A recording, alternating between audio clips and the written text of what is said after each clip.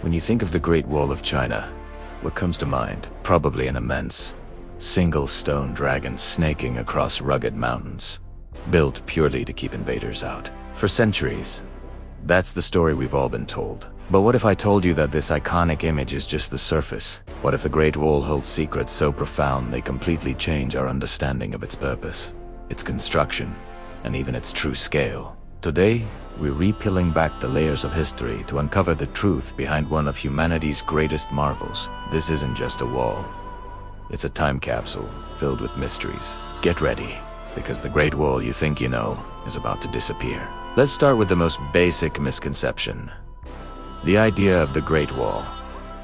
It's not one continuous wall. It's actually a massive, sprawling network of walls, fortresses, and natural barriers, built, rebuilt, and expanded by various dynasties over to millennia. Think of it less like a single line, and more like a complex web, with some sections running parallel to each other and others branching off in unexpected directions. The Ming Dynasty, which built the most famous and well-preserved sections we see today, was simply the last in a long line of architects. Earlier walls, made of rammed earth and reeds, have long since weathered away, becoming faint lines in the desert sand. But they are all part of this incredible, interconnected system. So, when someone asks if you can see the Great Wall from space with the naked eye, the real answer is, which part are you talking about? It's a collection of structures, not a singular object. Now, let's talk about how this thing was built. The sheer scale is mind-boggling, and the logistics of construction in ancient times seem almost impossible. But the engineers of the Ming Dynasty had a secret ingredient, something you'd be more likely to find in your kitchen than in a construction site. Sticky rice. Yes, you heard that right.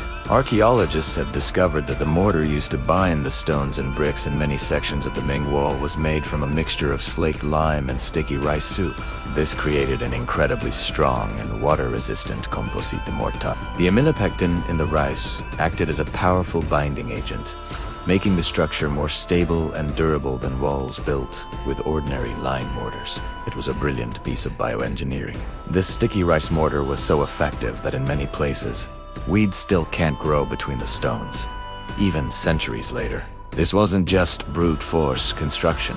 It was a highly sophisticated process, blending natural materials with clever chemistry to create a structure that could withstand both armies and the elements. For decades, the official length of the Great Wall was estimated to be around 8,850 kilometers. It's an impressive number, for sure. But in 2012, after a comprehensive 5-year archaeological survey, Chinese authorities announced a staggering new figure. The true total length of the Great Wall network, including all its branches and lost sections, is a mind-blowing 21,196 kilometers. That's more than half the circumference of the Earth. Let that sink in. This discovery completely reframed the scale of the project, revealing it to be far more extensive than anyone had ever imagined. The survey used advanced technologies like GPS and infrared detection to trace the faint footprints of ancient walls that had long been reclaimed by nature. It proves that what we see today is just a fraction of the grand, sprawling vision that spanned dynasties. The Great Wall is not just a landmark. It's a continental-scale achievement. Beyond its sheer size, the wall is also riddled with hidden features. We often imagine soldiers marching along the top, but the wall's design was much more intricate. It contained secret passages, cleverly disguised gates, and hidden tunnels. Some of these were military in nature, designed for surprise attacks or quick retreats. A small, camouflaged door could allow a scouting party to slip out undetected and flank an unsuspecting enemy. But not all these passages were for war. Many were used for communication and trade. They allowed merchants, messengers, and local communities to pass through the defensive line without having to travel hundreds of kilometers to an official gate. These secret passages were essentially the ancient equivalent of local access roads, integrated into the military structure. They showed that the wall wasn't always a hard, impenetrable barrier. It was a managed border, with controlled points of passage that served the daily needs of the people living in its shadow. And this leads us to the biggest secret of all, the one that challenges the entire narrative of the Great Wall as a purely defensive structure. While it was undoubtedly built to repel nomadic horsemen from the north, its function evolved to be much more complex. The wall was a tool for controlling and profiting from trade. Along the wall, heavily guarded gates became bustling hubs of commerce. These were the official entry points for caravans traveling the Silk Road and other trade routes. Here, the empire could regulate trade, levy taxes, and manage the flow of goods and people. The wall wasn't just keeping people out, it was funneling them into specific points where their activities could be monitored and monetized. It created a defined border, transforming a chaotic frontier into a controlled economic zone.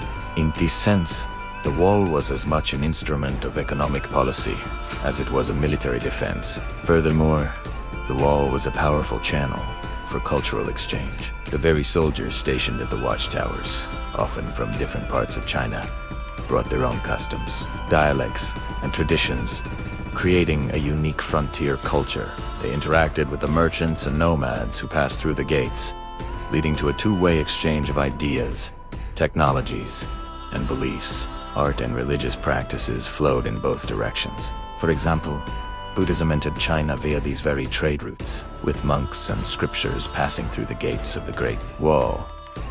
Temples and grottos were even carved into the cliffs near the wall, serving as spiritual sanctuaries for travelers and soldiers alike. The wall, intended to create division, paradoxically became a major conduit for the blending of cultures. It was a place where civilizations met, clashed, and ultimately mingled. So, the next time you see a picture of the Great Wall, look beyond the stones and the battlements. Don't see it as just a symbol of isolation or conflict. See it for what it truly was.